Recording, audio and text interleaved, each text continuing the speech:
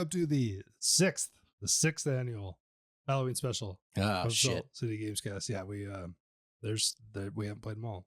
We tried. My name's Nick Naylor. Sitting across from me is Jared Allen. Hi. It's time to get spooky again. It's weird that we do this because I'm not particularly Halloween centric. Like, I don't watch Halloween movies. I do that. Okay. And I just watched a fucking banger. Zach Krieger's Weapons. Okay. High recommend. He made a movie a number of years ago called Barbarian that I was a huge fan of as well. But goddamn, HBO Max's streaming Weapons, and I wanted to watch it, but I'm just lazy. And so I waited for it to come to streaming. And man, oh man, it is a fantastic horror movie, in my opinion. Maybe one of the better ones that I've seen in quite a while. So I do watch horror movies around Halloween, but I don't like decorate or like do any of that bullshit. I think the last one that I saw, if it counts, is either Annihilation with Natalie Portman.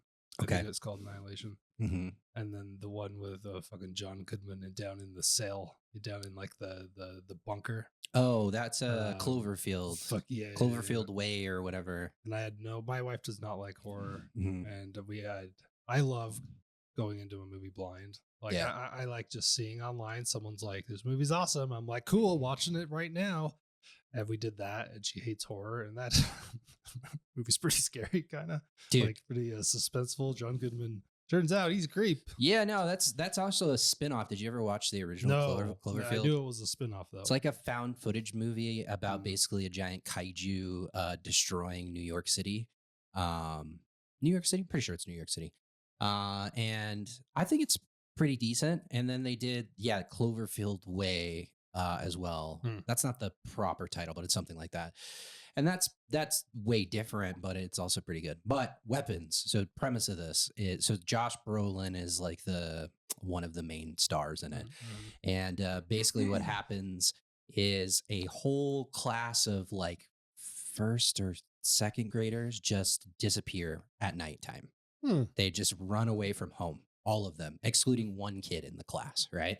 And, obviously it's like set in modern times. So like all these parents have like Ring cameras and things like that. And it just shows these kids like running out of the house at like 3 a.m. Or I think it's actually like 2:17. Are they doing the run with they Naruto run, like straight up Naruto run. And it is, it's very suspenseful, and it's got some moments where it's like, there's a few like jump scare moments in it, but more than anything else, it's just really like unsettling. It's unsettling for sure, but it's like also just like you're just completely confused what's going on. But I think he just does a great job of like kind of spoon feeding you slowly but surely the plot and what's actually happening. And the story takes place from like different characters' point of views.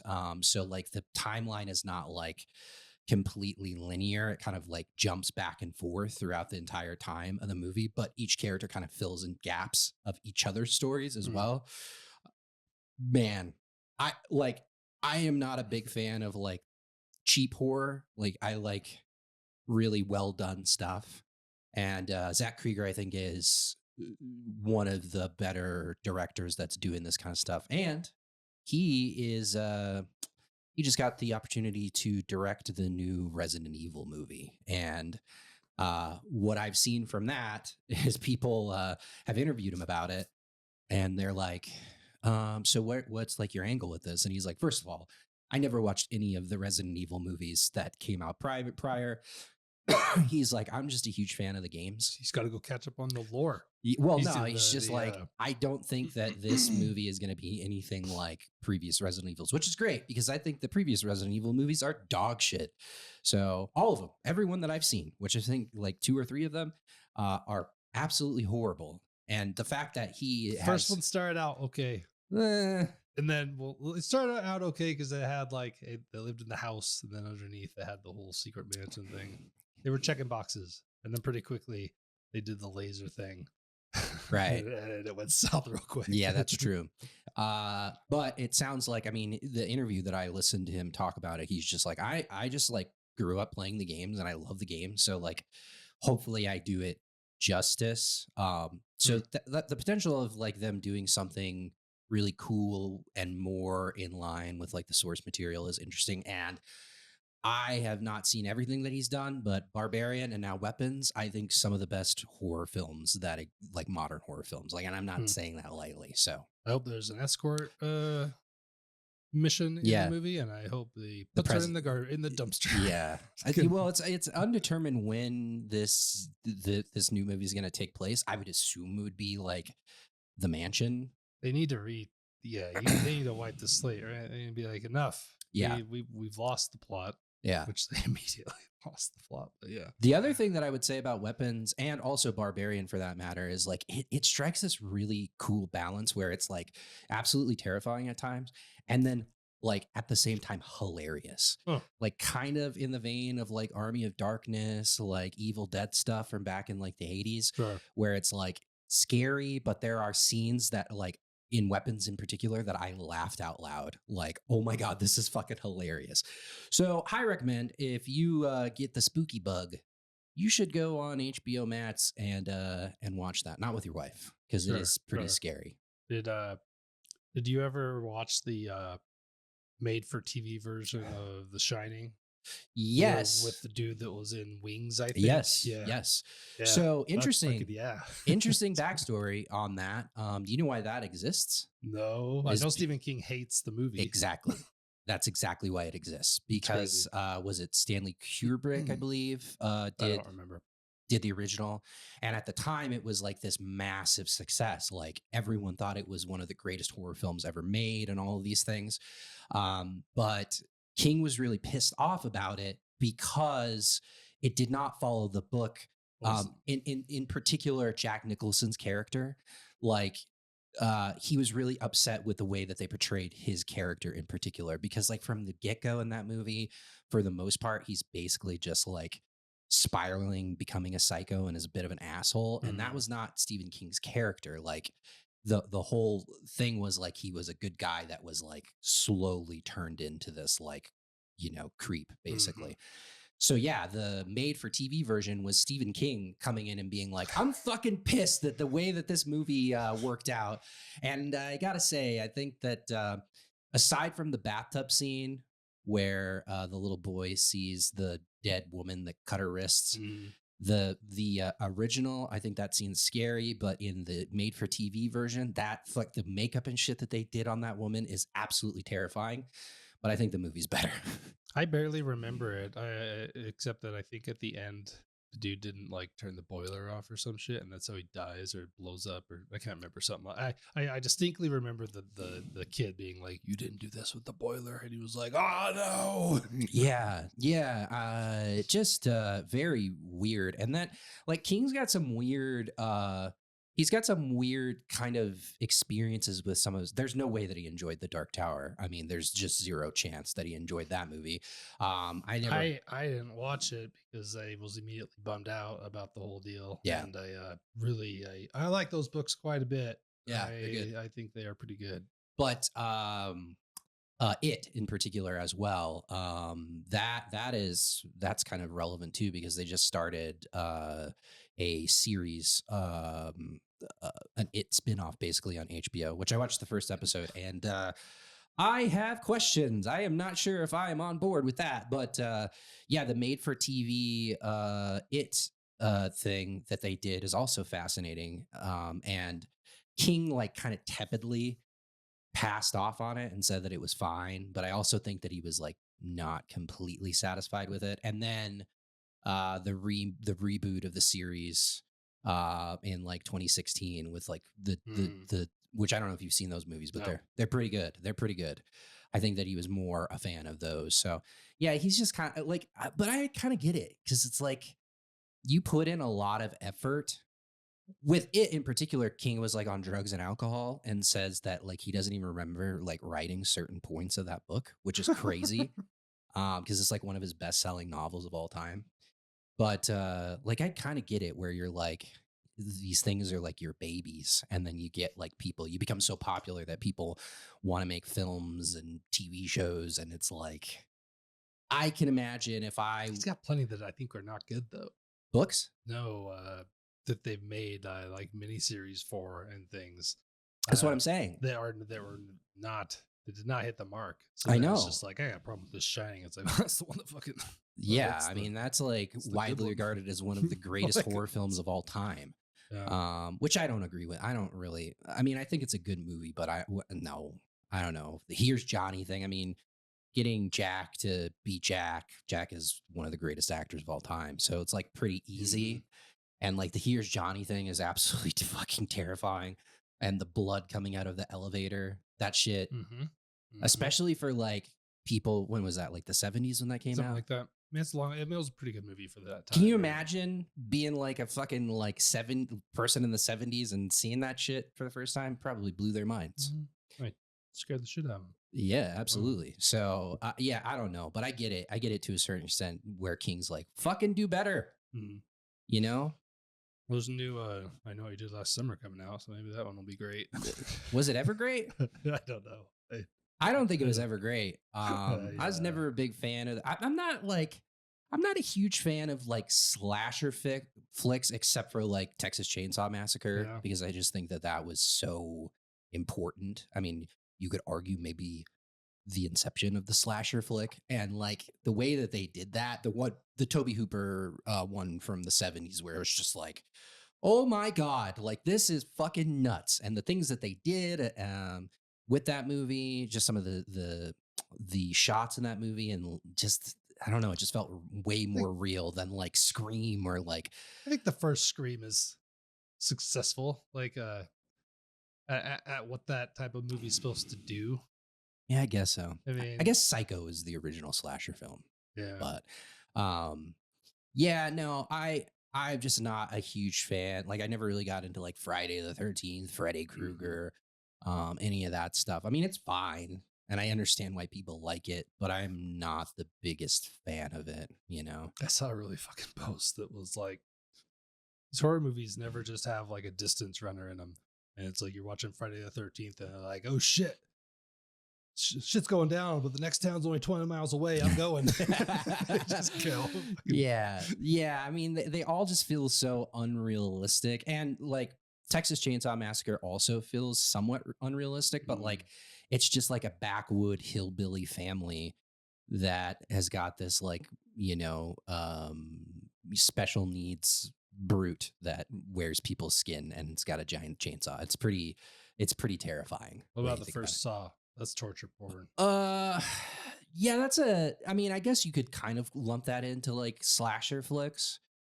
I think that's pretty good. The first one. I liked the first one, and then where they like kept trying to bring back Jigsaw throughout, like, oh yeah, well, here was his apprentice. It was just like, man, you should have just like they killed him off at some point. He had cancer or something. It's like you should have just not done that.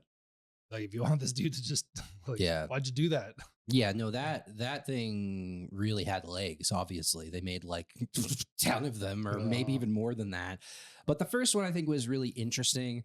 Like gratuitous violence in horror films, like that one's a really good example. Hostel, the original Hostel.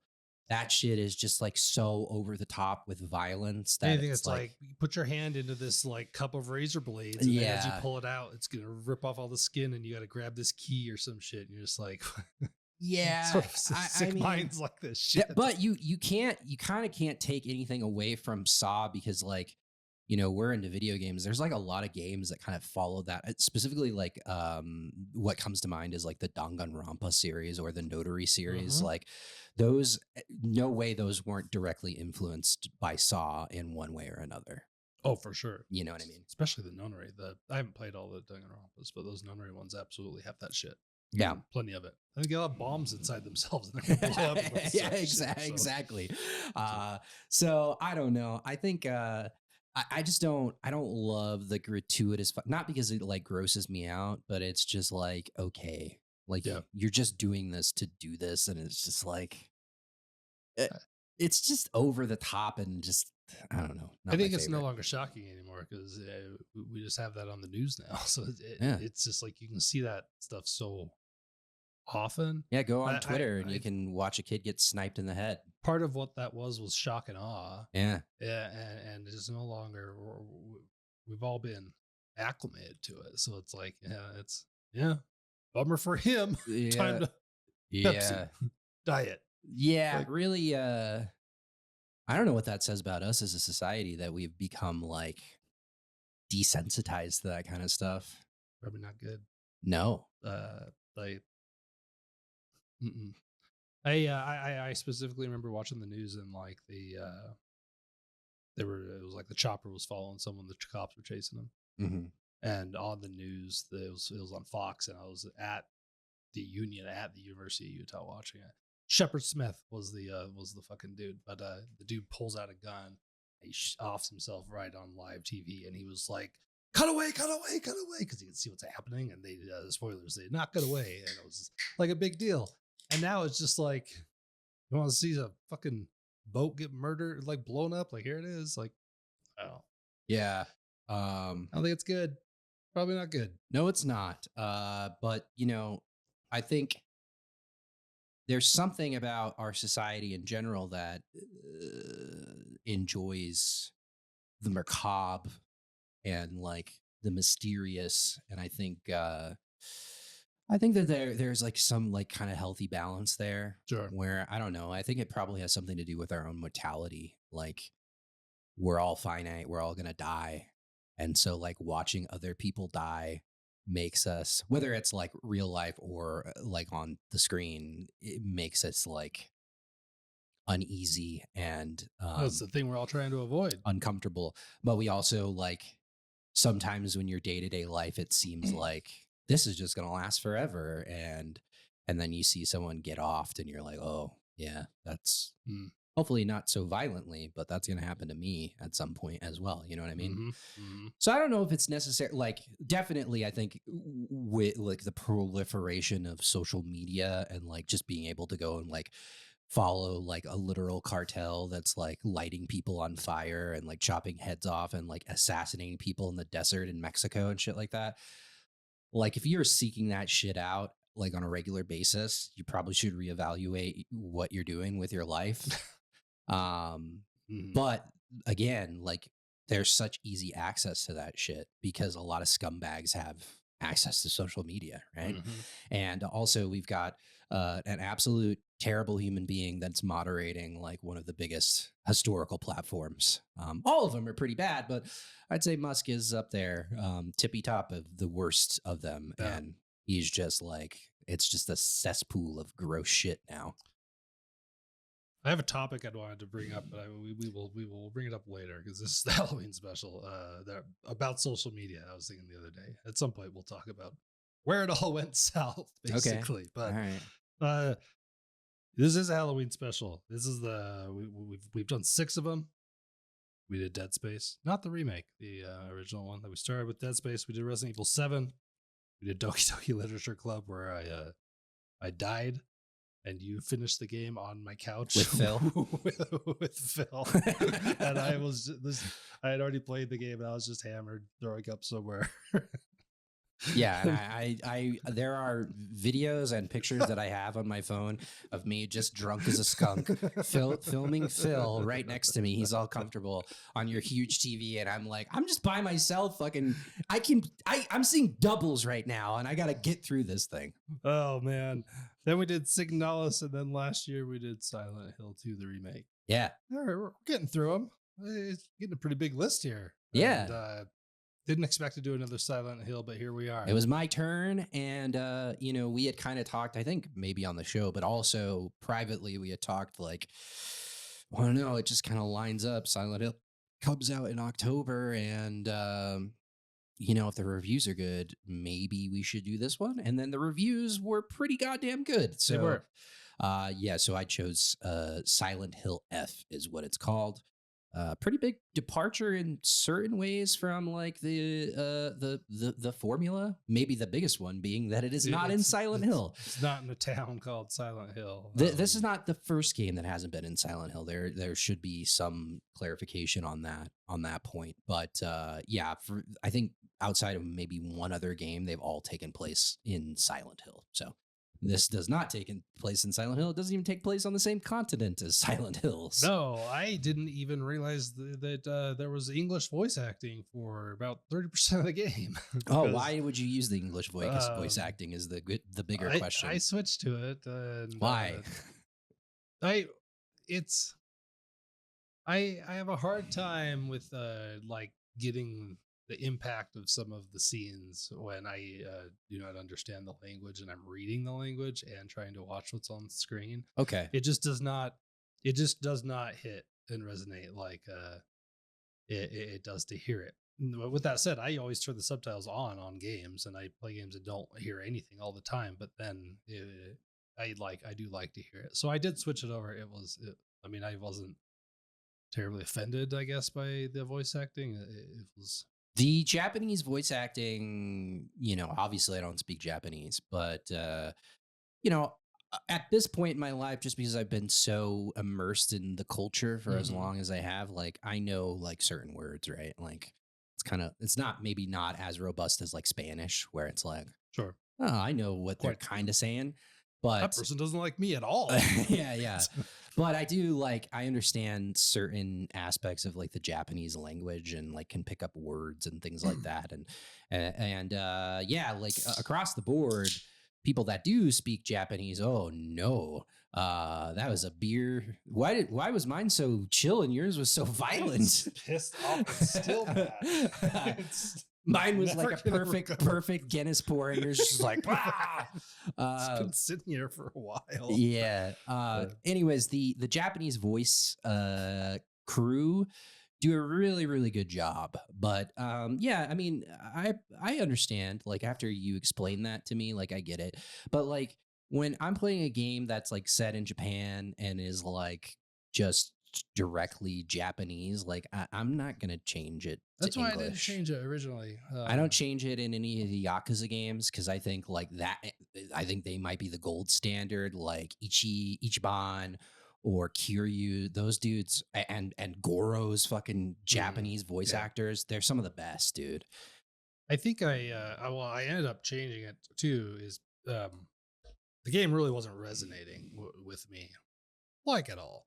I think the initial I think the game gets better as you work through it, or at least it did for me. I don't look back fondly to like the beginning of the game, Mhm. and I think it's just there are things that happen that make it a little better, but the combat, it's not fun. Like the combat's not fun, I agree. and it's not.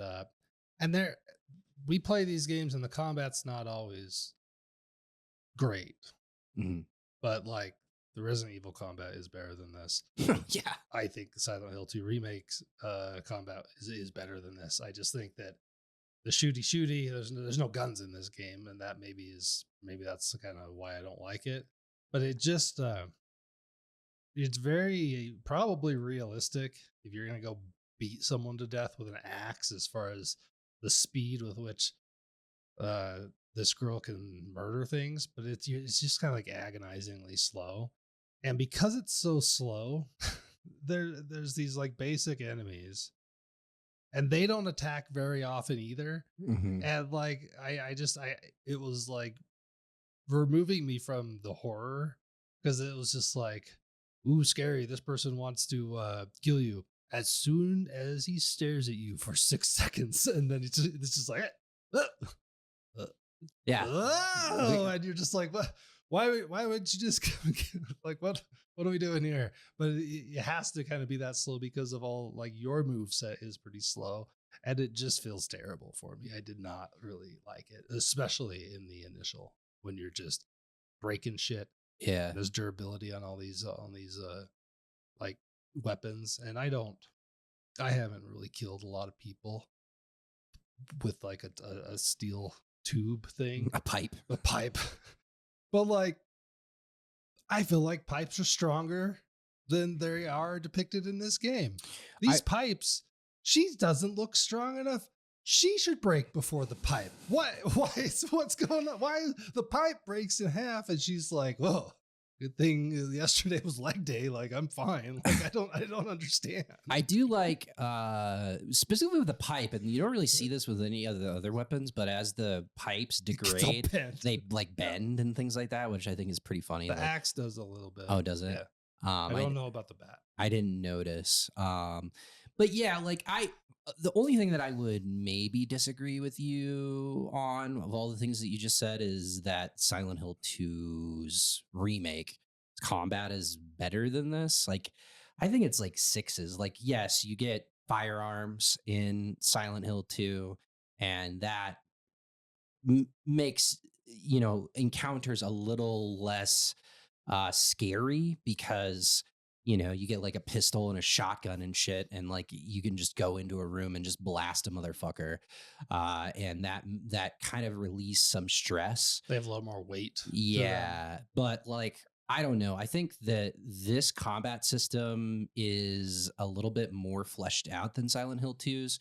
You have more options here in terms of movement. Like the character that you play as is a literal Japanese schoolgirl called Hinako, and she like is slow until she can dodge, and then she's like fast as lightning. Her dodge in this game is fucking incredibly fast. There is like a pseudo, like, I don't want to call it a parry, but there is like tells that the enemies throw out where there'll be like a red silhouette around them, and if you counter them before they attack you, then you do like big damage to them. And I think that is like, I wouldn't say good, because I'm generally on the same page as you with the combat, where I just don't really enjoy it that much.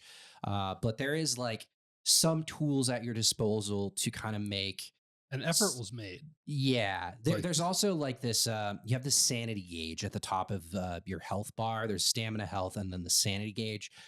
And there's the ability to like charge like a really powerful attack, which drains your sanity, but then does big damage to enemies. So when I look at the combat in comparison to like Silent Hill 2 Remake, I just think that there's a little bit more here than there is in Silent Hill 2.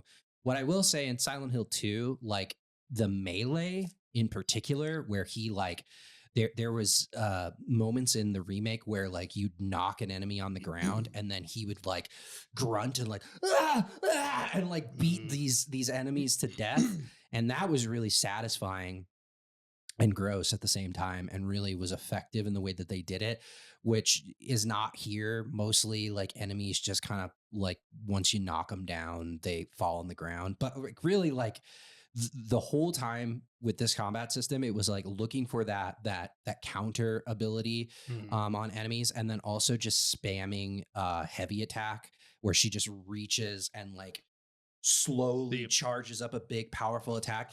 The heavy attack with the sledge does exactly what a heavy sledge attack should do to a person. Yeah, like it should really fucking mess you up, and it does. It stuns really them. Messes them up. It stuns them, and then that kind of takes away some of the difficulty with the combat, because like a lot outside of like a couple of enemy types, like the most common enemy that you run into is this like creepy like woman with a knife that contorts in really gross, creepy ways.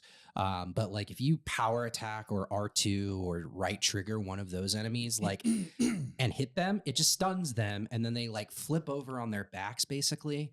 And there's this slow like recovery sequence where they're on their back and then they slowly like rise back to their feet. But by the time they're back up, you just hit them again. And so like the combat is not good here. And at no point, excluding some of the stuff we'll talk about later. Also, a lot of those basic enemies, what I learned is that the second they're there, just run up to them and do a charge, and usually it works. Because usually they're going to sit there and just like juke around and stare at you for 3 seconds before they attack, and then it's over with. And it's just like, that's not what I remember from Silent Hill 2, but that game had guns, so you had to have enemies attack a lot faster. So yeah, I just don't remember. I didn't come in here when we talked about Silent Hill 2, and I didn't say, "Wow, that combat." I don't think it's very good either. Like I don't think that I come to these games for combat, and I never really have. That's fair. Resident Evil, different story. Yeah. Specifically like the newer Resident Evil games outside of Biohazard, which I think was not super combat. Like the combat wasn't great in that game. The setting was what really drove me and like made me like that game as much as I did. And also watching you get sick in VR trying to play it, that was great as well. I wish I had. I'll forever remember you just like ripping my VR headset off and being like, I can't do this anymore. I wish I had video, not of me, of you. Because we were both well into our evening. It was like the end. It was like 3 in the morning. So we were like very, very drunk. And you were like, oh no. Oh no. It was so funny. Yeah, no. But yeah, no, I mean, night and day. Like, but I've never really been a huge fan of the combat in any Silent Hill. I just like, I kind of knew going into this, I was like, I'm probably not going to like the combat here. And yeah, I didn't really like the combat here. The other thing that I would say is like the enemy types here, like they're all very like in the same way that Silent Hill 2's maybe not as unsettling as the mannequins that like you see a move like out of the corner of your eye. And then you walk into a room and you see like a row of those mannequins and you're like, one of them's alive. Which one is it? Yep. And it's just like standing still. And then you're like, oh shit, this one's alive. There's nothing like that really here. But I do think that there is. What do you mean? Well, in Silent Hill F? Yeah. Where? The fucking the scarecrows. Oh, so I forgot about the scarecrow sequence. So you first encounter these scarecrows. But that's one sequence. No, because they're these weird doll-like things, and you're in a field, and then you have to like figure out which one has the thing that's gonna point you where to go. But then in the school is where it effectively is creepy because the school's all safe, and then some things change, and suddenly there's some mannequins. And then what this game does really effectively is that you're walking, and then you're upstairs, there's no one in the hall, and then you hear steps, and you turn around, and they're just frozen behind you, and there's like 2 of them. Yeah. And then you take some more steps, turn around, and they got closer. Fantastic. That's that was a really good idea. And eventually they end up attacking you. I forgot about that. But they wouldn't attack you right then. So you were like, this is suspenseful. This is a great scene. That was a great idea. Yeah, you're right. I totally forgot about the school sequence. But like what I'm talking about. Beyond that, they don't have anything. Right. Like, but that was like ever present in Silent Hill, like the remake of Silent Hill 2. Like you go into a room and you would see one like skittering, and then it like that happened all the time. Well, and then they could hide in like extraordinarily creepy places. Yeah, that was super. But yeah, no, I think that the enemy types here, I don't think there's enough. No, there's not. That was one of the things I was going to complain about. Yeah, you see these same guys. You see that. Not the huge brute, but the brute that is pretty strong. Like you just see them. Yeah, it's basically like a licker, more or less. You see them too many, and at the end of the day, you're like, there's like 5 enemies in this game, and there's more, but you're seeing the same 5 right from pretty early on. Pretty early on, they show you all the cards, and then they just keep repeating, and that's really disappointing. Yeah, I think the most unsettling enemy type, not that they're like super threatening in comparison to like the big brute. The big brute's basically like a big clump of grass or like plants, but then he's got a giant sword in his arm, which is like, I think their attempt to be like, it's Pyramid Head, but it's not even close to Pyramid Head. Yeah, you've got this big brute clump of grass guy. Then you've got the baseline enemy type woman that we described, the scarecrows, and then you've got like the licker. But the one that's most unsettling to me is there's like a big blob of faces. Like faces yeah. And they hopscotch. They play hopscotch where they like the child's game where they're like kicking their feet. And like the way that you defeat them is like you slowly break the faces, like they're porcelain masks in this like big glob of like, I don't know, fucking skin basically. They're pretty unsettling and gross, but yeah. Not particularly hard. No, they're not. They have like these 2 attacks and they don't really have much to get you with, which is too bad. Yeah. And then there are boss fights here. I will say that. And there's probably 4 or 5 boss fights in a playthrough. or something like that. And the boss fights are fine. Like they're not, they do throw out like different mechanics and things like that you kind of have to contend with, but overall, you know, they are unique, but they're not super dynamic. I was never like, oh my god, this boss fight was fucking sick. No. More or less, I was just like, all right, I did that. On to the next thing. So, um, yeah, I genuinely agree with you. Like I liked this game, but I did not love this game. We're There, obviously going to spoil this. So oh yeah, just 100%. you Yeah, know, spoiler keep warning. that in mind. I really like I think that the thing that this game does better than anything else is one, this game is gorgeous. It's Unreal Engine 5. There's something like that soothed me about watching Hinako's hair moving. Just like go. And she starts out like the game starts out and I'm gonna be shocked if there's no one on Reddit that pulls parallels between this and Shenmue, because Hmm. straight up like her house on the hill and like you walk down a hill into this town. Is that Shenmue? It's exactly Shenmue. Maybe I'm gonna create this and people are gonna be like, oh, this is like spooky Shenmue. But like it blew my mind how similar like that opening sequence. Her dad is like a raging alcoholic piece of shit, and basically she's like she basically gets kicked out of her house at the beginning of the game, and she's got to go down into town, and then shit starts to get real inside of the town. But yeah, it's just there's something so satisfying. Her hair like kind of bobs, and she's in this cute little fucking schoolgirl outfit, and she's just, you know, doing her thing, going to and the setting in this game, it's set in 1960s Japan, so you know, 20 years removed from the war, and there is some references to the war early on, with a couple of characters talking about it. But I think that this game's best attribute is the imagery and the setting. I think that the setting is fantastic in this game. I think the Japanese town that you're in, it's called Ebisugoka, which I did a little research on this. So Ebisu is like a god in Japanese folklore. He's usually like a god of like fortune or wealth. There's a beer in Japan called Ebisu, and he's just this fat motherfucker like on the can. It's a pretty decent like lager. It's fine. But and then Guoka is hill. So the literal translation is God Hill, but then I read that like slang in Japanese would literally translate to Silent Hill. So Ebisugoka is Silent Hill, right? So kind of like something that you wouldn't pick up on unless you were very familiar with like Japanese. But I thought that was interesting. But I think that no, you're right. The setting is good. The imagery is good. The game looks really good. I get a weird flicker out here during some cutscenes that borderline was maybe gonna give me a seizure. It's just like on the screen. It could be my monitor. I don't know. It did not happen in my house when I played. I had performance issues on PS5 Pro. Did you?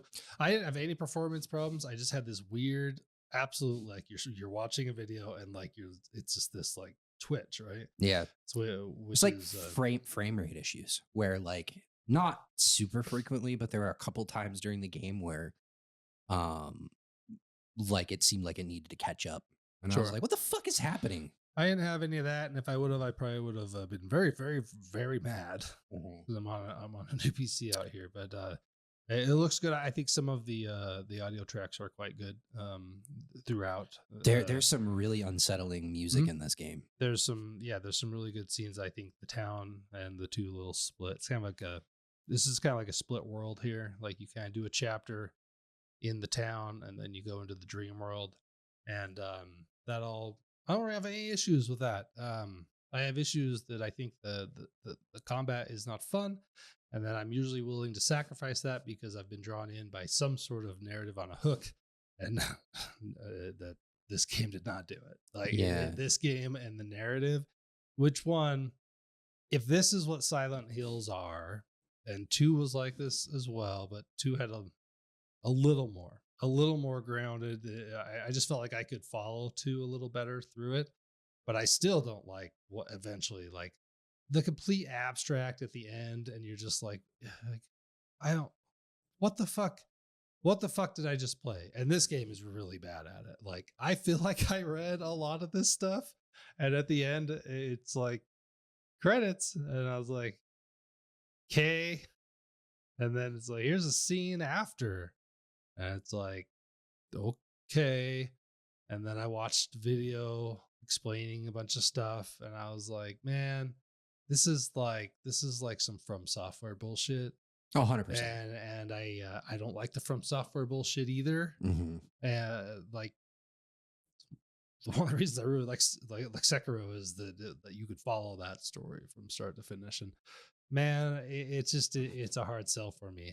I'm pretty down on this game because the narrative did not grab me really at all, which is kind of a bummer, because the overarching story, when you read it on paper, you're like, there could be some things here, but you're so stingy with like giving me any information or really trying to explain it and making it pretty hard to follow in the moment. I think maybe other people are just like, well, you're just dumb. And when I played it, I knew all these things. And I was like, No. when I played, I knew everything, that it was an arranged marriage. And like, I had no fucking idea who the Fox dude is. Do you know who the Fox dude is? Yeah. Like, I had no idea. The whole game, no fucking clue. Yeah. So that's another thing that I really appreciate about this thing is there is like a very strong tie-in to like Japanese folklore.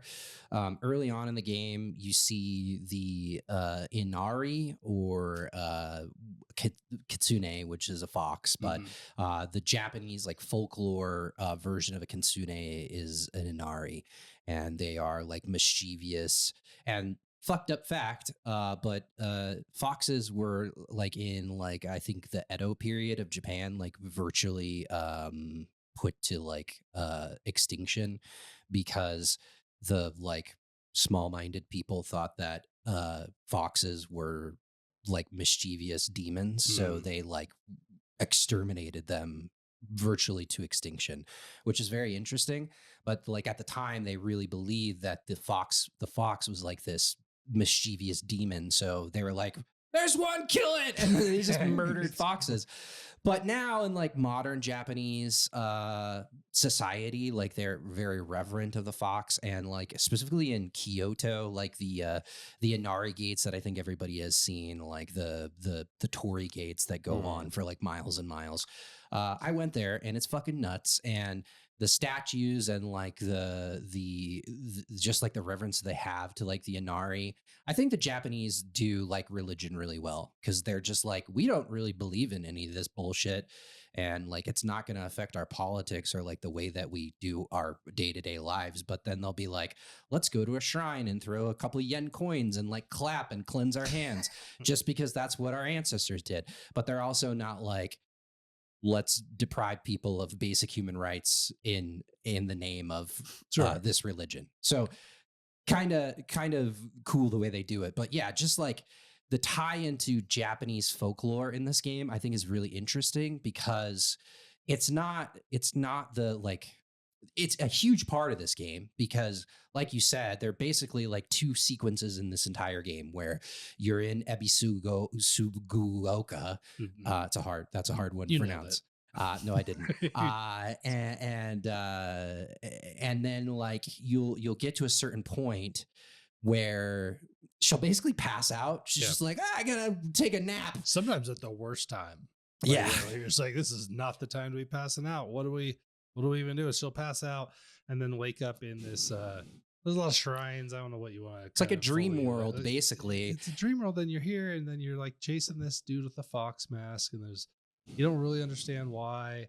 You're kind of bonding with him, I guess. But like at the end of the story, like it doesn't tell you this in the game, or I guess maybe it does somewhere, but like, yeah, like she's in an arranged marriage and he is the person that she's supposed to marry. Correct. In the arranged marriage. And, her father sells her. Yeah, because he's in debt. To get out of debt. I got some of that, and I saw and I understood and was able to kind of follow that. The thing that I think that I will never be able to get on board with is it's not like real. So like we play the Resident Evil games, and generally this person is in this town and this town is fucked. and you got to work through this shit, and then you got to save this person, you got to do this, and this is all happening. None of this game is real. None of it. It's all like dream. Like all of it is imaginary or in our head. Like none of it's real, and I don't like that at all. Well, like, and not about the like across the board. Don't want it in games like where it's just like straight up. None of it is grounded. Like Dead Space. I love Dead Space. I'm on a fucking fucked up ship, and my Ishimura is pretty fucked up. My brain is broken, and you're seeing and hallucinating things, but you are on the ship. And at the end of the game, it's not like, nah, you're in Layton, which is also bad. But like, it's just not doesn't do that. Like, that is a deep cut reference to Utah. Nobody's gonna get that besides us. You know, it's just like so like. And some people might not bother them, but anytime we play a game that's like this, I'm always gonna be kind of mad because I want good stories, but I got to be a little more grounded. I think to play devil's advocate, I don't necessarily completely disagree with you, but I don't hate open to interpretation. You know what I mean?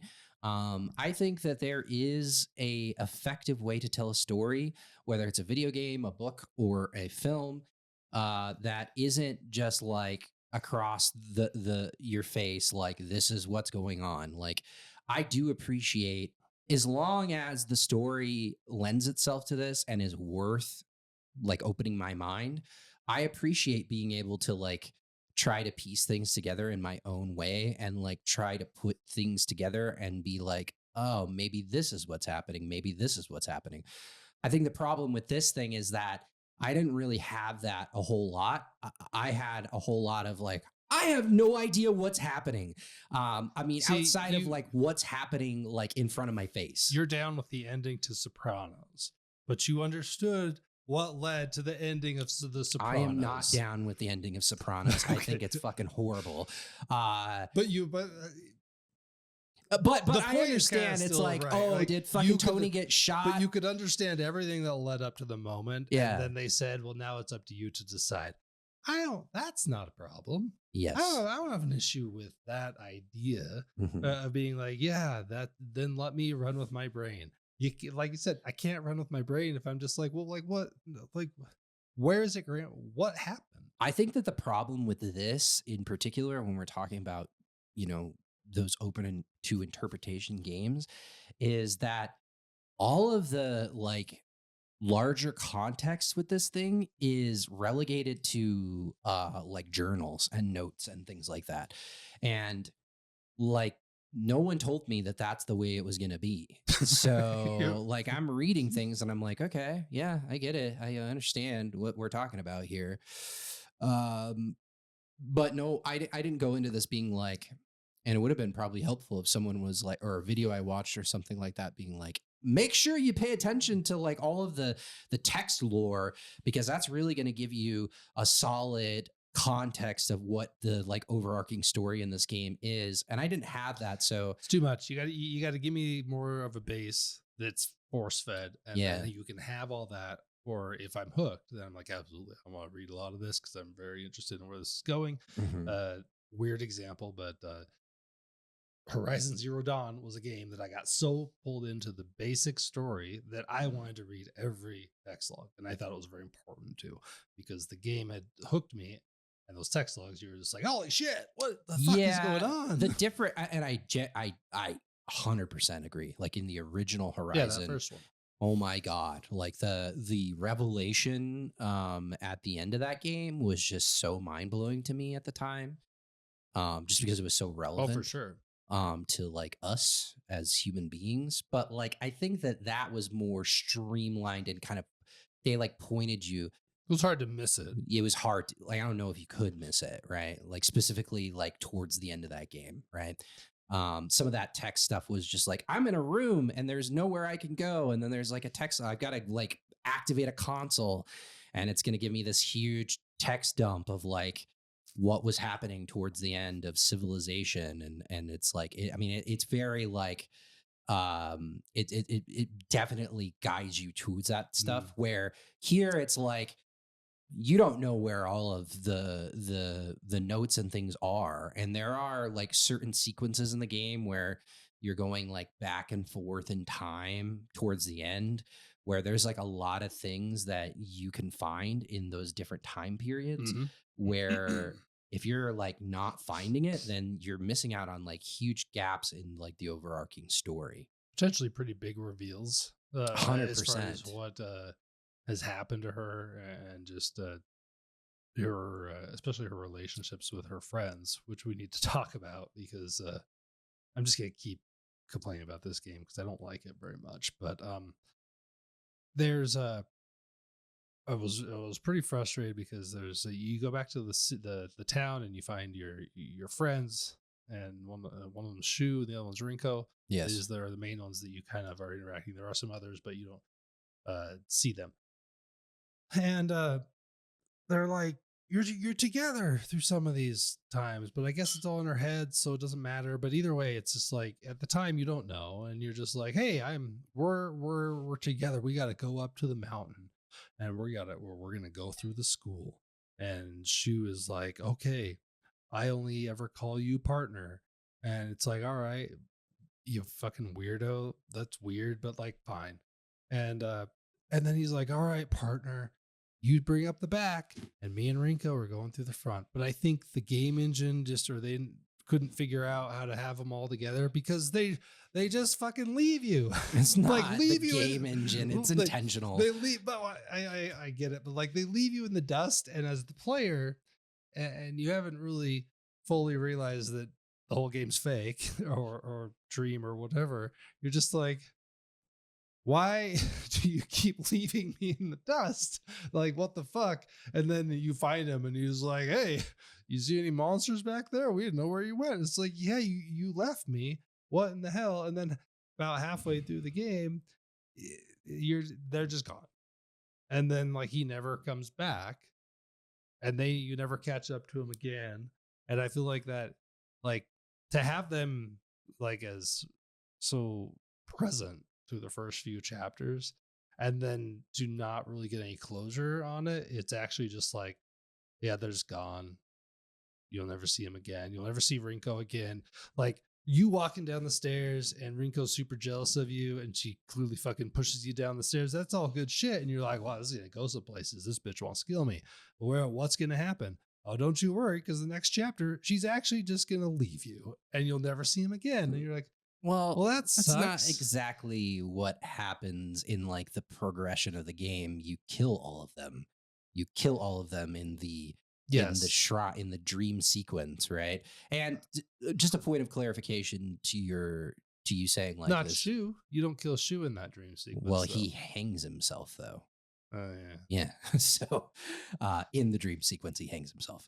So yes, so that doesn't like effectively explain why they don't show up anymore. I thought it was hilarious too because it would just be like we're in this like really serious situation and there's monsters and like we're all talking about monsters and then she would be like, all right, let's stick together. And then they just disappear. And then Shu's like in the fog. You see him and he'll be like, come on, partner. And you're like, just stand there. Just wait for my ass. Like, I feel like we're going to be better off in a pair so we can kill these motherfuckers. What's the durability on your baseball bat? Is it good? Like, let's just stick together and beat the shit out of these things and then get to your house. There isn't, I don't believe there is a single scene where you fight monsters together with people. Not a single. No, there's no scenes where you, at least in the first playthrough, there's no scenes where you're together. Obviously, that's a choice, and like we're complaining and making fun, but they're like, no, it's supposed to be like that. But it's just like it really bugged me more than it maybe should have. I was just like, this is irritating. Yeah, I definitely agree with that. But a point of clarification, like this is all in her head, yes, but like it's more. I think that there's a true ending. I don't know if you watched all the endings. I did. There's a true ending that doesn't make all. The alien ending is my true. Well, it's always the true ending. Yeah, the Shibu Inu. The true ending is that the one where she embraces her like other side of her personality, which it's like okay. But no, like in the ending that we got, which we played golf today. which did not go well. So let's just not talk anymore about it. But we played with a guy who was probably in his 50s, and he yelled as he was not in his as 50s, 60s 60s or 70s. as he was as he was smoking pot in his golf cart as he zoomed off from us, and he just yelled, "I'm on aspirin." And that shit is gonna stick with me for He was also wearing just a straight up shirt, like a black t-shirt that had a jack-o'-lantern on it, and it was hilarious. And he was actually he was also wearing 2 gloves, which is like kind of a faux pas. He won the day. There's no way that he didn't win. That dude played well. He was pretty good golfer, but he was also hilarious. He was smoking fucking darts the whole time. He was like, he would like go to putt and he would like have a cigarette in his mouth and just put it on the green. And I'm just watching it like burn the green. And I'm like, that's not cool, man. And then he would like, but he could drive the golf ball really well. Yeah. And he was like he never made fun of us, but he was like, I usually play from the blues. And it's like, noted. Yeah, but your buddy's not doing well either. So yeah, like, his pal was not doing great, but he was doing real good. But anyways, I guess we'll talk more about golf than we were supposed to. But I was just like, I lost my train of thought in terms of what we were talking about. But what I will say is her whole thing, like, and I don't know if you noted this, like at the very end of the game, there are like red pills are like a curative in this game that basically heal you, and they also give you like a little bit of sanity back. And they're like pretty prevalent throughout the entire story. Yeah. At the end of the game, like there's a sequence where you have to run and there's just pills everywhere. Pills. And then if you pull up your inventory, when you pick up one, it'll be like you have 99 pills. Oh, really? Yeah. Interesting. And so what's happening is it's very clear that she is like, all of this is in her mind because of the use of this drug, right? And the ending that you get on your first playthrough, which a little bit of a disappointment because I think with Silent Hill 2 we got different endings if I remember correctly. I drove myself into a lake. I did not. Yeah. So yeah, like different endings. Yeah, you got the guilt. I'm guilty for killing my wife or whatever. Crashed into the lake. I don't remember what ending I got. Not the Shibu Inu, but no, it's my favorite. The Shibu Inu is here in the ending. There's an alien ending in all Silent Hills, I think. And my favorite. This one's pretty good because there is some lore. Like they play Space Invaders, like and that is basically what happens in the Alien ending. So that's all cool. I watched them. I read about it. Like, I finished this game today, but it's all fine. I just I think I'm most concerned in the next Silent Hill. Is it gonna be the same? Because I think I'm gonna have a big problem. I mean, 100%. I'm gonna have a big problem if it's just like, oh my god, like. Let's I don't usually do this, but let's take a break because there's more I want to talk about. Oh, yeah, that's fine.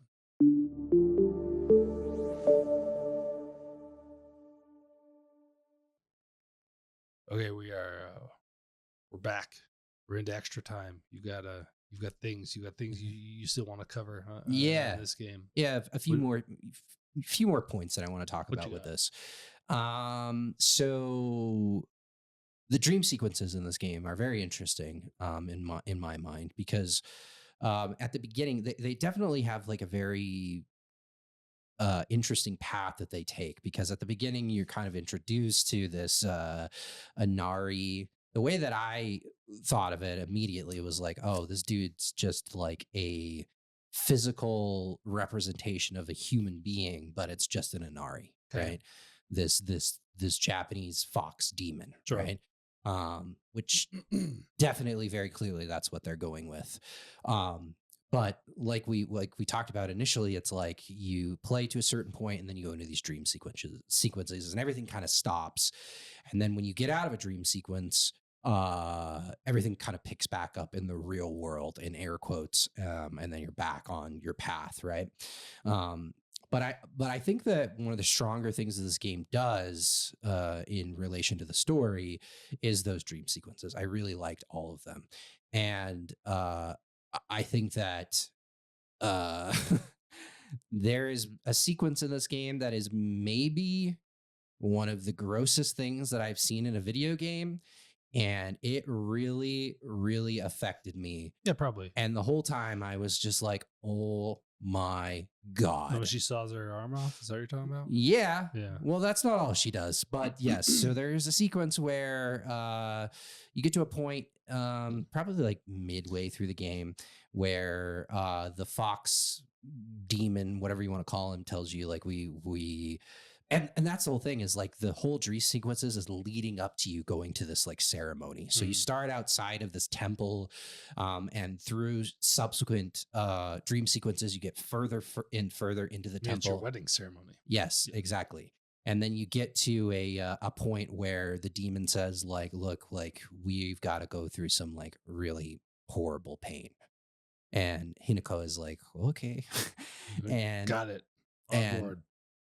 and so you go to this first area, and she straight up like there's all these like servants that also have these demon masks, and they come up to her and bow to her, very Japanese-esque shit, and they hand her like a bone saw, and she straight up like just they take like a piece of bamboo and put it in her mouth, and she just puts the saw up to her arm and like to her shoulder. to her shoulder and saws her arm off.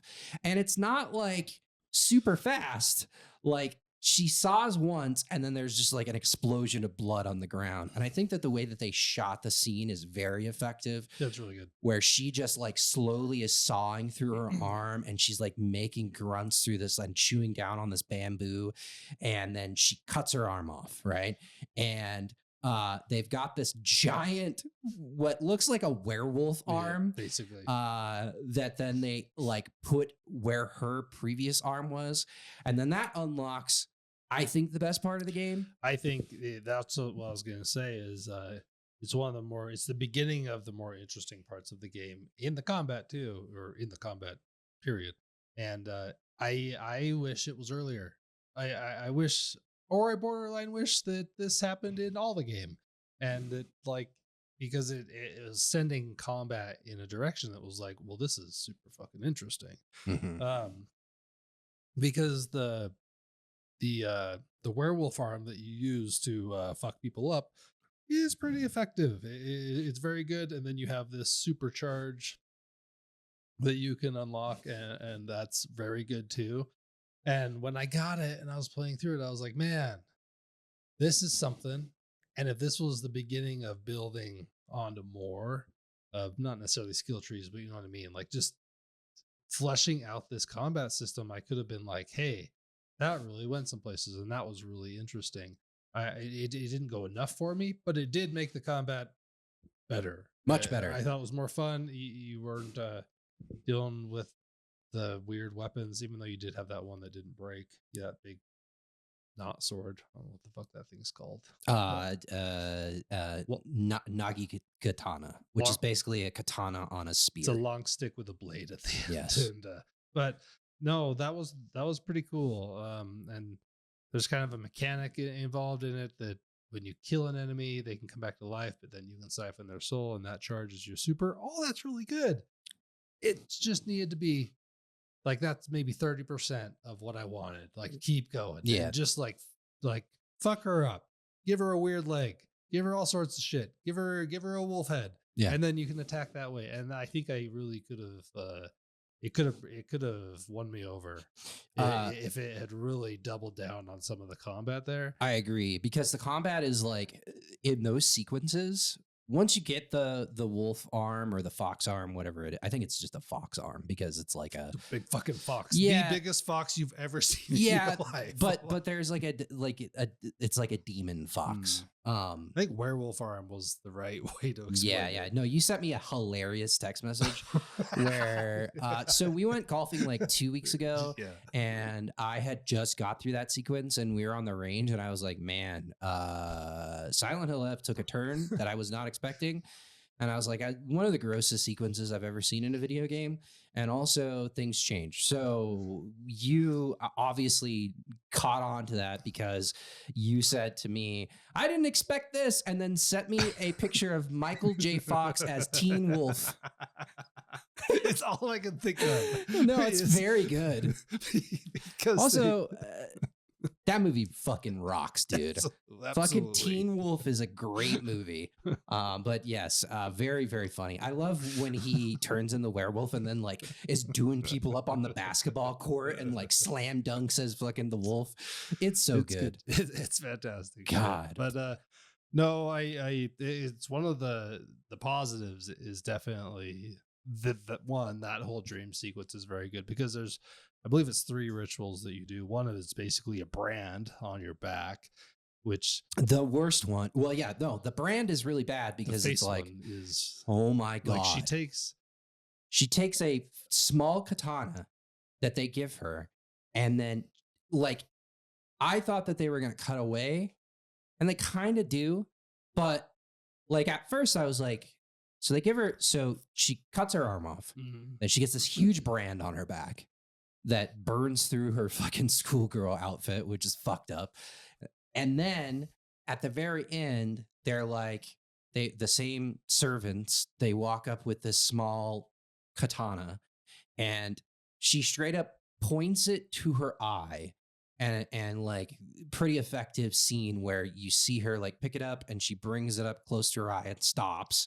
And I'm like, she's going to cut her eyeballs out. But she doesn't. What she does is she straight up she moves it to the left and starts cutting down the side of her face.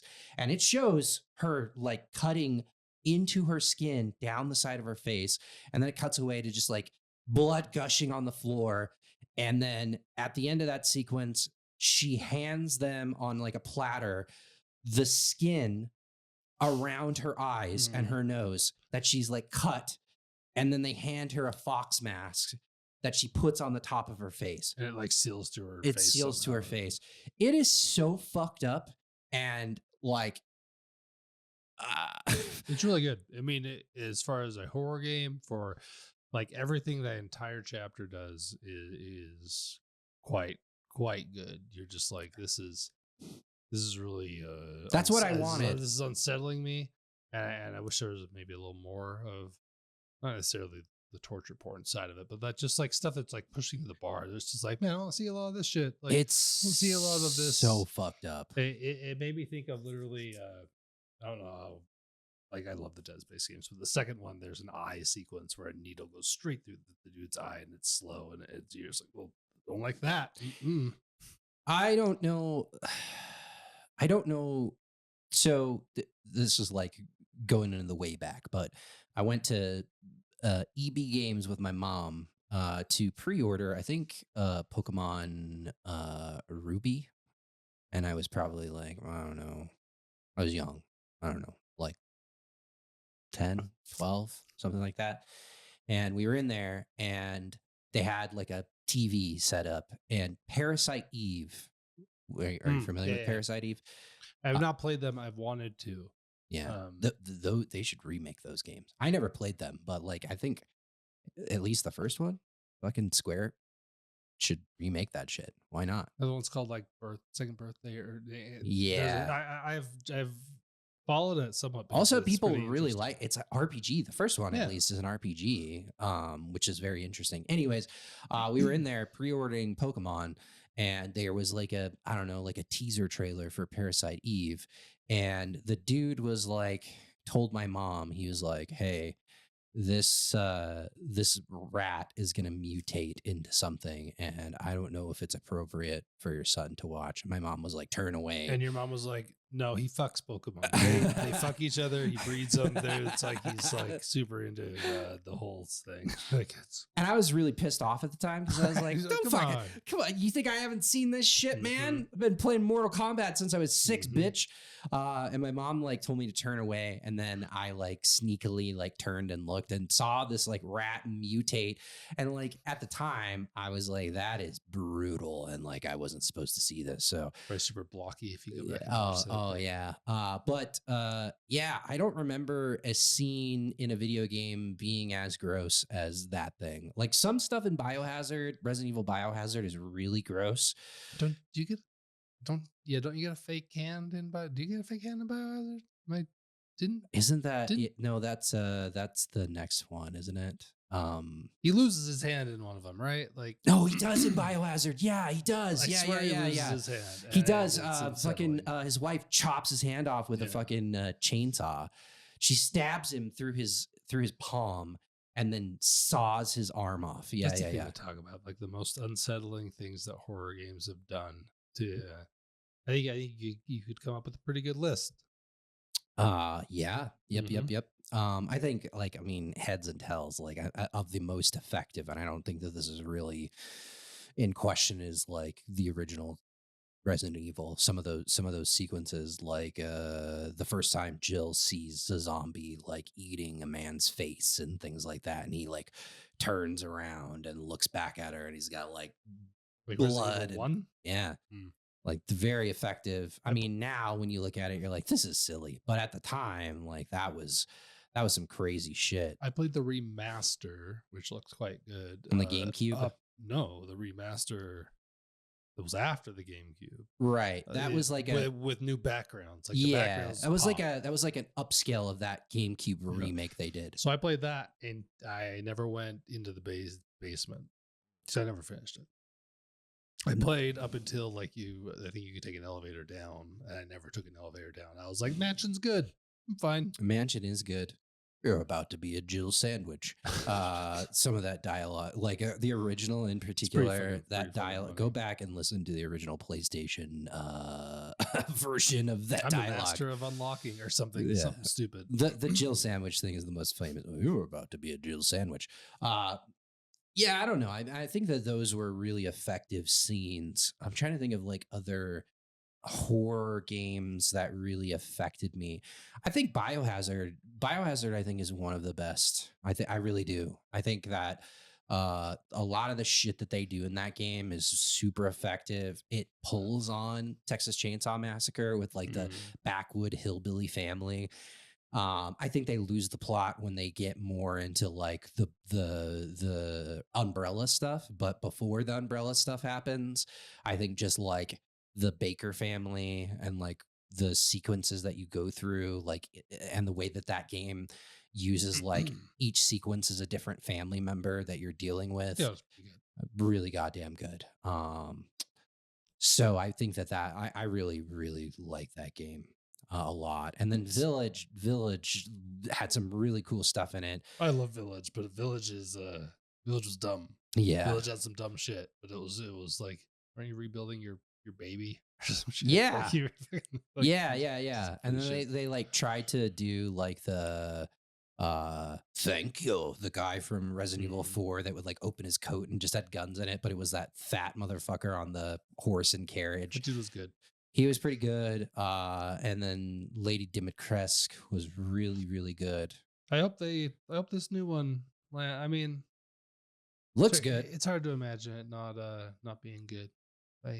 Yeah, they are doing good things over at Capcom, so I'd expect that. That's coming out next year, I I saw a think. bunch of conspiracy theories this week on that because What? they announced basically either pre-orders or the premium edition or whatever was getting this many different skins, and people are like, that's too many skins for one character. Does this game only have one character you play as, or you play with more characters? And so people were just running with it. Well, basically, the rumors were that it was open world, mhm. right? Like Which long time ago, they were like, "This is Resident Evil open world," and nothing in the trailers that they've shown off has really like pointed to that. But it's a Man, possibility. prove me wrong, but oh boy, horror and open world doesn't sound like a good time, but prove me wrong. I think that if it's Like I want handcrafted every Borderline, every step that you take that's what I was gonna say. is like we know we it has to be, otherwise like how is it effective?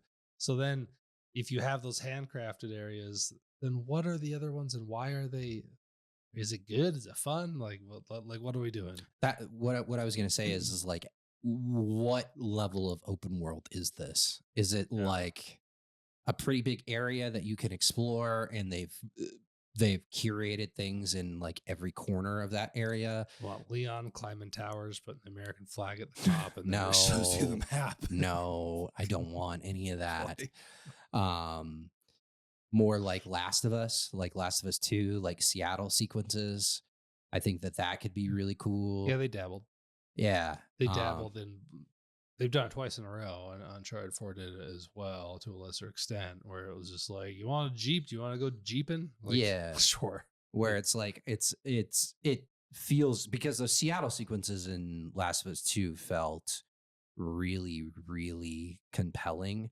But And they you were were not like, massive. wasn't No massive. one would look. It felt like, massive, but it wasn't. it was 6 buildings, give or Right. that you could go and look at, and it. Yeah, yeah. Who knows? I mean, good on them for, if that's what they're doing. That's at least trying to take a swing. For Be sure. like, hey, we're gonna try to shake it up. So, Few more things on F. So the ending of this game, I think, is, I mean, basically the ending of the game is the first playthrough you get is straight up like basically like a call between like different police officers talking about this horrible. that's the ending after. That's the after the credits ending. That's true. Yes. The ending is the ending. I was like, what happened? Yeah, but like they delineate it at least in like the videos that I watched of like all of the endings. It's like those after credit Sure. sequences are the actual endings. Those are the ones. And in Cops this, talking about someone murdering some people at a wedding. Yeah. And there are pills strewn about everywhere on the ground. And so it's like basically Hinako was so upset with her dad for selling her to this man. Killed a bunch of people. And she was all hopped up on Mountain Dew and drugs that she fucking stabbed all these people to death. And they were like showing up to this crime scene to investigate. So that's how the game ends. So it's like, okay, so this was all in her head. This was like a drug induced stupor that she was in, and a lot of bad things happened. So I think that that's like kind of interesting. And like, yeah, so like after the fact, when I like watched, like story tie-in videos and things like that to kind of understand what was happening, that really is the overarching story, which doesn't really fit into like, I mean, I guess it's somewhat horror centric, where that's not like a good thing by any means, but It's I don't think it would work in like a horror game to have that like beat you over the head with that story. So I guess I kind of understand why it's kind of takes like a backseat to like all the shit that's actually happening. It's all in her head. It's all like manifestations of like this really dark place that this person is going through, dealing with the fact that she's literally being sold to another human being, and also her like rampant drug use. I just think there's ways to make it not as abstract or not as hard to follow. Sure. Without full on being like, here's exactly the deal. You could have a few cutscenes, you could have a few things that just helped to show that she was in despair, because the character herself did not really act like what's happening. Like she's not in a good place, but the way she generally acts is just like, there's a bunch of monsters. Hope my friends don't leave me. And you're just like, well, like I would have liked to have seen a little more emotion or like trauma that you're like bringing to the surface to try to show that. She's Because also the not story's an adult, so we should clarify that. the I think she's story like 16 or something like that, which is fucked up. like the story's bold. The story's bold to tell a story like that. We don't get a lot of stories like that. All that stuff is just like, hey, this is it's just super interesting, but your story is not really at the surface, and it's just so deep.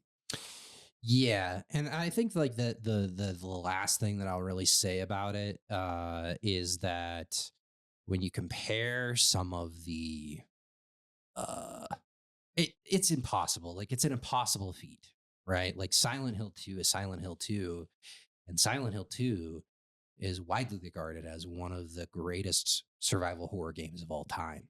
And the things that are in that game, the meta story that you're kind of piecing together as you play that game is more interesting than this. And there's also much more interesting. I mean, Pyramid Head is like one of the most iconic enemies in video games. It's more interesting, but it's just better relayed. This one could have been just as interesting. I don't know if it's better relayed. I don't know if I would necessarily agree that it's better relayed. It's still pretty abstract. Like nothing is like When I right got on to the the end, nose. I absolutely knew that some shit had gone down with him and his wife was sick, and like I generally was like, oh wow, I'm maybe not a great dude, or I'm maybe the bad one in this situation as I went through these. But you're all these also like, hospitals. am I the bad dude? That's the Or point, though. does she? Yeah, but you could say the same thing about this, right? In certain ways, Yeah, but like it wasn't clear enough for me to know what was going on.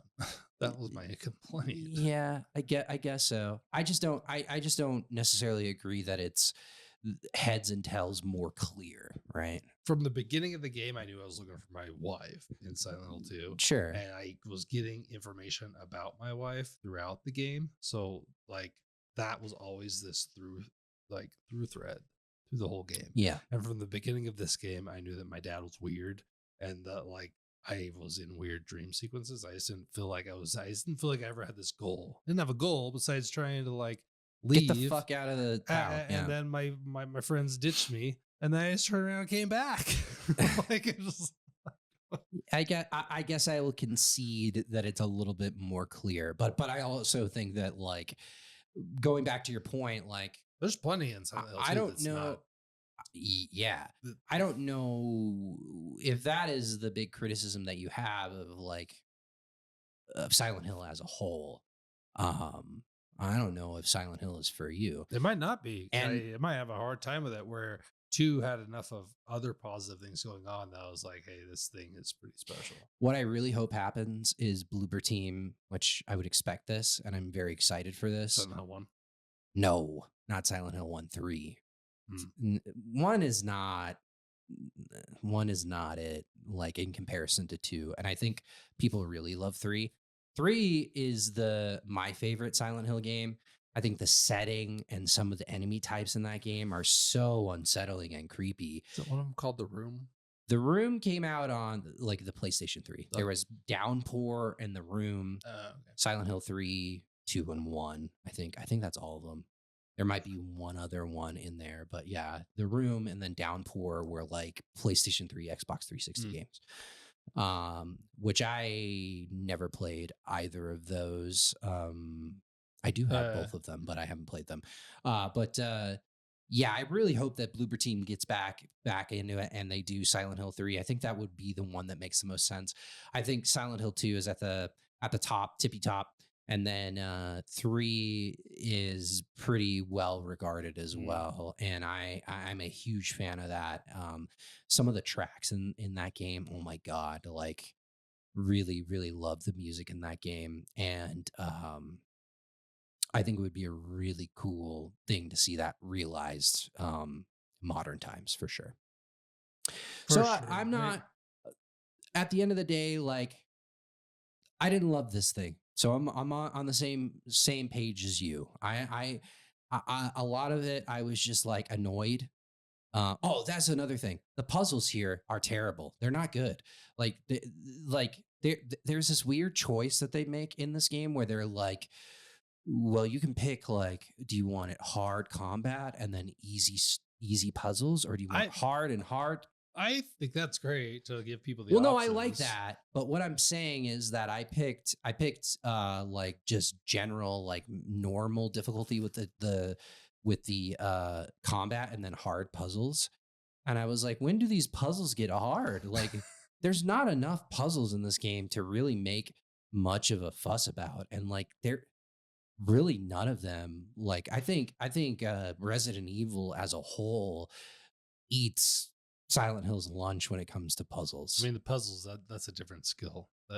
Making those and I'm making terrible those, at puzzles. I don't like them. I Google the answers frequently. I generally don't like horror game and puzzles, especially if I'm like fighting enemies and stuff like that. So But none of I them here, like, there's one that, like, the last one where there's like this big mural of all of the, which is a very cool mural. I think it's a sweet mural yeah. of all these foxes in like a old Edo style Japanese garb and technology, and they're like walking down a road, and you have Mhm. to put these plates into different indentations on Little this alcoves mural, on this thing, yeah. and it's just like it kind of like, and you got to read like a basically like a poem to understand what they're trying to tell you to do. But like outside of that one, like that one stumped me, but outside of that one, I just You like just did cruise through them. it. Yeah, And if I can figure them out, I know. that means you don't have good puzzles in your game.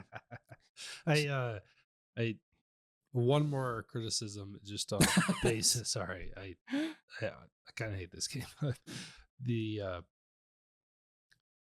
You have a way to upgrade yourself, like your health, your stamina, your spirit, all that stuff, and the way you do that is by picking up items and then offering them to the shrine, which is where you save. It's where you do all your things, your bonfire, whatever you want to call it. But you don't have enough inventory to hold stuff unless you're burning through your consumables. And these are consumables as well. So you will get something that's like, hey, this is some sushi, and you can eat it and you can get your health back. You're like, okay. Or you can offer it, and then you can upgrade yourself. And real quick, you're like, well, I only care about upgrades, so I want to not use that because I want to upgrade it.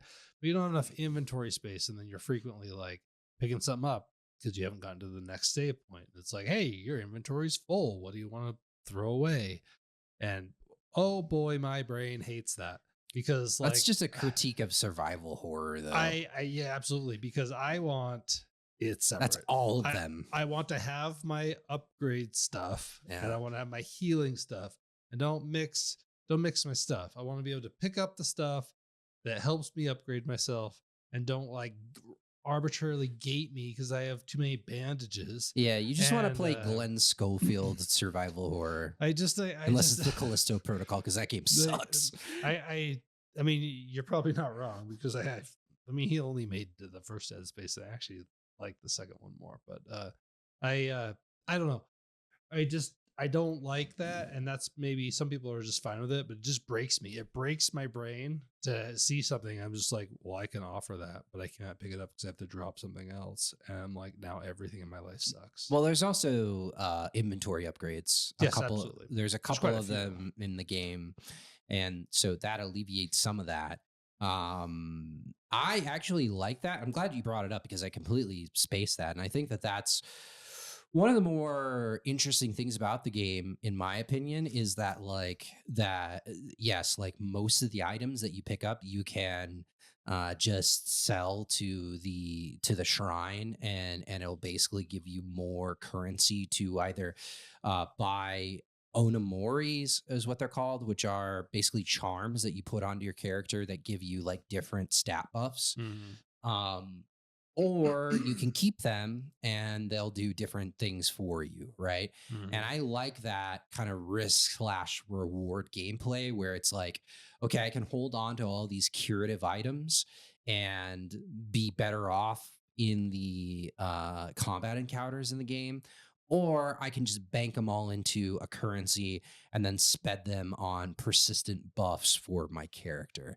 I think like at its core, that's a pretty cool, good mechanic. that I actually liked, because I would get to the shrine and be like, oh, what do I do? I don't know what's like. I think it like inherently taps into survival horror and makes you think, because you're like, what do I do? Like, what am I up against? I don't know what's gonna come up next. And so it's like, do I hold on to these, or do I just bank them And and get more charms, or upgrade my stats? Right. and the game is made to be New Game Plus. You absolutely cannot max out anything. Right. So like it's very clear. Like there's There's 5 playthroughs. Another Yeah. thing that we didn't talk about is there are 5 distinct bosses in this game, end game bosses, yeah, the final boss, we should say. So I think that's cool too. And they're like, I watched all of the boss fights, and they are like drastically different, it's pretty cool. which is cool, for sure. Some of the things that you have to do, so like one of the playthroughs requires you to not eat any pills, which kind of factors into some of the story that we talked about, where like there are pills at the end of the first playthrough like strewn about everywhere, and also like Pills don't give you that much health. I think you can do that pretty easily. yeah, but it's also, it's kind of interesting that like there are playthroughs where you straight up can't eat pills to get like a certain ending, right? That is interesting. So yeah, I don't know. I Some probably don't hate this as much as you do, but I wouldn't say like, I don't necessarily agree with like a lot of the games media in terms of like how highly they rated this. I think this thing is fine, but I don't think it's great. I would recommend a lot of horror games before this one. Agree. Like Agreed. a good amount that I would be like, yeah, you should play like these 5 or 7 before you should get to this one, probably. Yeah, it's not terrible. There's some really cool stuff here. But at the end of the day, it falls short of like all-time great. I would never be like, oh yeah, this is just fucking fantastic. There are So things that it does really well, but uh, totality it falls short. as we're going out, when we started this, I used ChatGPT to ask about our Halloween specials to get the list, and Jared's like, "Why are you using ChatGPT?" And I was like, "Well, maybe it'll be right." And I just want to emphasize that I read that list at the beginning, and then I realized that it was wrong, because it did not. I just looked; it did not list Soma, and we played Soma. Huh? So, Imagine that. if AI can't even figure out the names of the Halloween specials for this podcast, should we be trusting it for anything else, Jared? No. Because Soma's a good game. It should have been on the list. Yeah, so was was a great. fun one. That was a really good one. I appreciated that choice. So this is 7 then? Yeah. Yeah. Wow. So the years are all wrong. Everything's wrong that ChatGPT gave us, because I was sitting here, I was like, this isn't right. We played that Amnesia game, which we haven't played Amnesia. Maybe that's we'll see what comes out next year. But Amnesia is one that I would like to play at some point. God damn it, Nick. So God damn it. well, we're just learning. We're learning stuff. We've all walked Okay. away, and we know that AI is bad. Yep. That's gonna do it. That's the Halloween special for 2025. Thanks, guys. Take it easy.